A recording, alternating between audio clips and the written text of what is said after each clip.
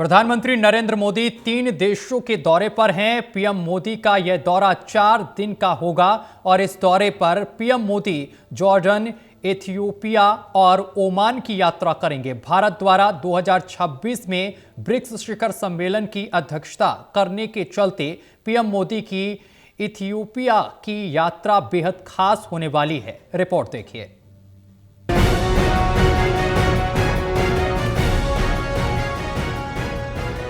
प्रधानमंत्री नरेंद्र मोदी 3 देशों के दौरे पर हैं। पीएम मोदी का ये दौरा 4 दिन का होगा। इस दौरान पीएम मोदी जॉर्डन, इथियोपिया और ओमान की यात्रा करेंगे। भारत द्वारा 2026 में ब्रिक्स शिखर सम्मेलन की अध्यक्षता करने के चलते पीएम मोदी की इथियोपिया की यात्रा बेहद खास होने वाली है, जो द्विपक्षीय संबंधों को मजबूत करेगी, संयुक्त राष्ट्र सुधारों और ब्रिक्स एजेंडा सहित अंतर्राष्ट्रीय मुद्दों पर सहयोग को गहरा करेगी। ऐसा इथियोपिया में भारत के राजदूत अनिल कुमार राय ने बताया है। पीएम मोदी की 16 से 17 दिसंबर तक अफ्रीकी देश की 2 दिवसीय राजकीय यात्रा से पहले राजदूत राय ने दोनों देशों की दीर्घकालिक, गहरे और मैत्रीपूर्ण संबंधों और अंतर्राष्ट्रीय मुद्दों पर महत्वपूर्ण साझेदारों के रूप में उनकी स्थिति पर जोर डाला। ये देखते हुए कि उन दोनों ब्रिक्स समूह के सदस्य हैं, राजदूत राय ने कहा कि भारत और इथियोपिया के 2 सभ्यताओं से संपन्न देश हैं।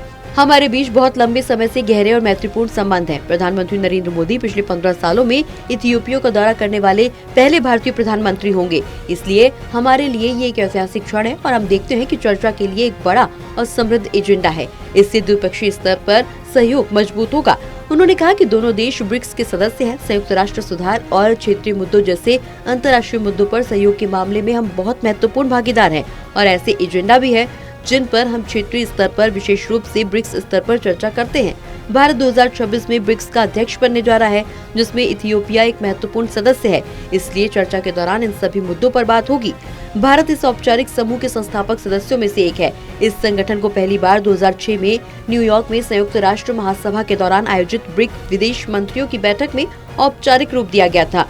पहला शिखर सम्मेलन 2009 में रूस में हुआ था। 2010 में दक्षिण अफ्रीका के संगठन में शामिल होने के बाद समूह का विस्तार ब्रिक्स के रूप में हुआ। दक्षिण अफ्रीका की अध्यक्षता में अगस्त 2023 में मिले निमंत्रण के बाद इथियोपिया आधिकारिक तौर पर जनवरी 2024 में ब्रिक्स समूह में शामिल हो गया। इथियोपिया के साथ साथ मिस्र, ईरान और संयुक्त अरब अमीरात भी इस समूह के पूर्ण सदस्य बन गए हैं।